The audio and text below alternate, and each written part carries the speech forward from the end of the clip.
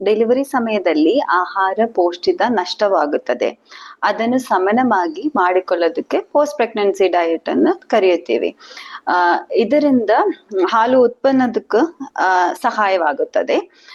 ಒಳ್ಳೆಯ post pregnancy diet ಅಂದ್ರೆ ತಾಯಿ ಹೆಲ್ತ್, ಶಕ್ತಿ, ಮನಸ್ಥಿತಿ ರಿಕವರಿ ಮಾಡೋದಕ್ಕೆ ಹೆಲ್ಪ್ ಆಗುತ್ತದೆ. ಆಮೇಲೆ ಹಾಲು ಉತ್ಪನ್ನದಕ್ಕೆ ಹೆಲ್ಪ್ ಆಗುತ್ತದೆ ಮತ್ತು ಹಾಲು ಗುಣ ಮತ್ತು ಹೆಚ್ಚಾಗುತ್ತದೆ. ಪೌಷ್ಟಿಕ ಆಹಾರ ತಗೊಳ್ಳೋದ್ರಿಂದ ರಕ್ತ ಹೆಚ್ಚಾಗುತ್ತದೆ. ಆಫ್ಟರ್ ಡೆಲಿವರಿ ಮಗುವಿಗೆ ಒಳ್ಳೆಯ ಗ್ರೋತ್ ಸಹಾಯ ಮಾಡುತ್ತದೆ.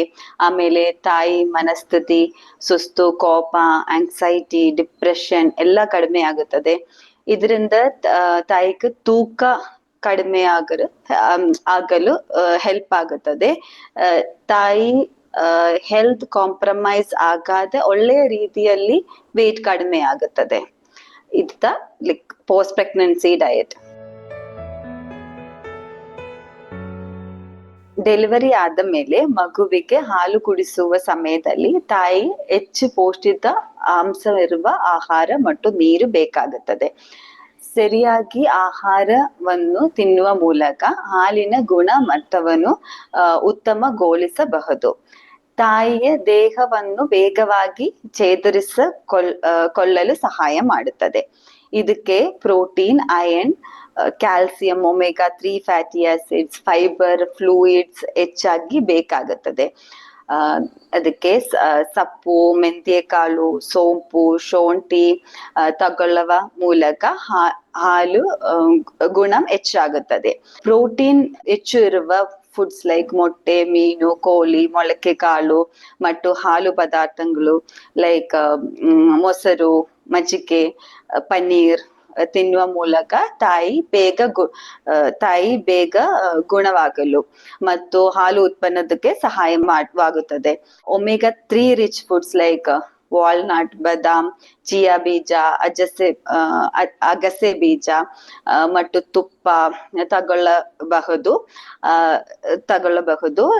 ಚೆನ್ನಾಗಿ ಮಗುವಿಗೆ ಬ್ರೈನ್ ಡೆವಲಪ್ಮೆಂಟ್ ಆಗುತ್ತದೆ. ತುಪ್ಪ ಒಂದು ದಿನಕ್ಕೆ ಲಿಮಿಟ್ ಆಗಿ ಉಪಯೋಗಿಸಬಹುದು. 1/2 teaspoon to 1 teaspoon is enough for 1 day. ಹೆಚ್ಚಾಗಿ ನಾರಿನಂಶ ಇರುವ ಪದಾರ್ಥಗಳು ಒಂದು ಸೇವಿಸಬೇಕು. ಲೈಕ್ ತರಕಾರಿ, ಸೊಪ್ಪು, ವೆರೈಟಿ ಆಫ್ ಫ್ರೂಟ್ಸ್. ಇದರಿಂದ ಡೈಜೆಷನ್ ಪ್ರಾಪರ್ ಆಗುತ್ತದೆ. ತಾಯಿ ಹಾಲು ಕುಡಿಸುವ ಸಮಯದಲ್ಲಿ ಹೆಚ್ಚಿನ ನೀರಿನಂಶ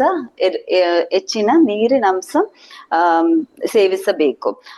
ಹಾಲು, ಎಳನೀರು, ಫ್ರೆಶ್ ಜ್ಯೂಸಸ್ ಎಕ್ಸೆಟ್ರಾ. ಆಮೇಲೆ ತಾಯಿಗೆ ಈ ಸಮಯದಲ್ಲಿ ಕ್ಯಾಲ್ಸಿಯಂ ಅಂಡ್ ಐರನ್ ಅವಶ್ಯಕತೆ ಜಾಸ್ತಿ ಇರುತ್ತೆ. ಕ್ಯಾಲ್ಸಿಯಂ ನಮಗೆ ಎಳ್ಳು ಬೀಜ, ಆಮೇಲೆ ಸೊಪ್ಪು, ಹಾಲು ಮತ್ತು ಹಾಲು ಪದಾರ್ಥಗಳು ಮೂಲಕ ಸಿಗುತ್ತೆ.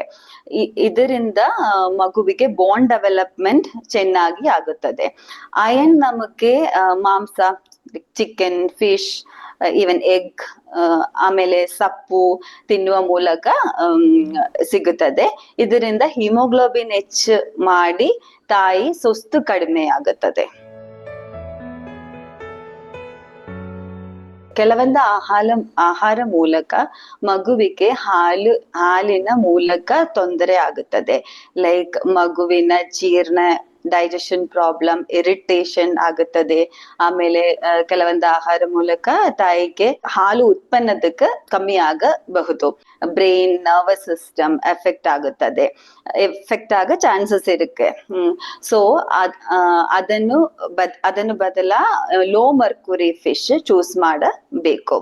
ಲೈಕ್ ವಾಂಸಿ, ಬುತ್ತಾಯಿ, ಲೈಕ್ ಕೀರಾ ಮೀನು, all small fishes we can choose. ಆಮೇಲೆ ಎಕ್ಸೆಸ್ ಹೆಚ್ಚಾಗಿ ಕಫೀನ್ ಪದಾರ್ಥಗಳಿರುವ drinks like coffee, tea, chocolates, then soft drinks ಕುಡಿಸೋ ಮೂಲಕ ಮಗುವಿಗೆ ನಿದ್ರೆ ಕಡಿಮೆ ಆಗುತ್ತದೆ. ಆಮೇಲೆ ಇರಿಟೇಷನ್ ಆಗುತ್ತದೆ. Next thing is mother is drinking alcohol. Like drinks ಮಾಡುವಾಗ ಮಗುವಿಗೆ ಬೆಳವಣಿಗೆ ಡಿಲೇ ಆಗುತ್ತದೆ. ಆಮೇಲೆ high spicy foods R gas producing foods, masala ಖಾರ ಪದಾರ್ಥಗಳು ಲೈಕ್ ಚಿಲ್ಲಿ, ಮೆಣಸು ಪದಾರ್ಥಗಳು ಹೆಚ್ಚಾಗಿ ಉಪಯೋಗಿಸಬಾರದು. ಇದರಲ್ಲಿ ಅಸಿಡಿಟಿ ಇಶ್ಯೂಸ್ ಆಗುತ್ತದೆ. ಕಾಳುಗಳು ಚೆನ್ನಾಗಿ ಕುಕ್ ಮಾಡಿ ಅಥವಾ ಮೊಳಕೆ ಕೆಟ್ಟಿ ತಿನ್ನಬೇಕು. ಇದರಲ್ಲಿ ಗ್ಯಾಸ್ಟ್ರಿಕ್ ಇಶ್ಯೂಸ್ ಕಡಿಮೆ ಆಗುತ್ತದೆ. ದೆನ್ ಜಾಸ್ತಿ ಉಪ್ಪು, ಸಕ್ಕರೆ, ಆಯಿಲಿ ಫುಡ್ಸ್, ಖಾರ like bakery items, outside foods, artificial colours, sugars, preservatives ಇದೆಲ್ಲ ಅವಾಯ್ಡ್ ಮಾಡಬೇಕು. Okay, then one more thing is allergens. So we should be always careful while giving these kind of foods, like hasu halu, like when the mother is having these kind of foods, hasu halu, motte, soya, ಗೋಧಿ, nuts, seafoods, ತಾಯಿ ತಿನ್ನುವ ಮೂಲಕ ಮಗುವಿಗೆ allergy like skin rashes, breathing difficulties ಕಾಣಬಹುದು. Delivery ಆದ ಮೇಲೆ ನಿಧಾನವಾಗಿ ದೇಹ ತೂಕ ಕಡಿಮೆ ಮಾಡಬೇಕು. Like 6 months to 1 year ತಗೊಳ್ಳಬಹುದು.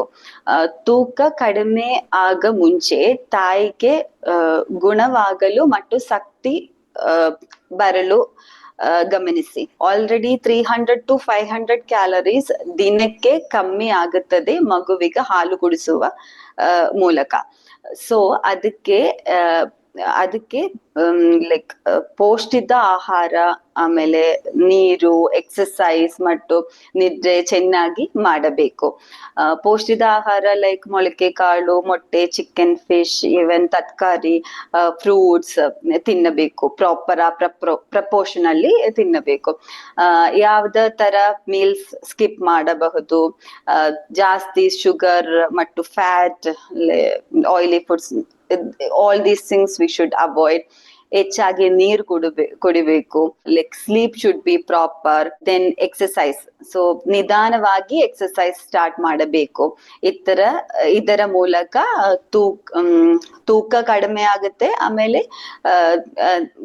ನಿದ್ರೆ, sleep also will be proper. So exercise we can start from 20 to 30 minutes. 20 to 30 minutes exercise ಮಾಡುವಾಗ ಆಮೇಲೆ ಸ್ಲೋ ಇನ್ಕ್ರೀಸ್ ಮಾಡಿ 1 hour daily we should exercise. ವಾರಕ್ಕೆ 3 to 5 days ಎಕ್ಸರ್ಸೈಸ್ ಮಾಡುವ ಮೂಲಕ ವೇಟ್ ಚೇಂಜಸ್ ನೋಡಬಹುದು.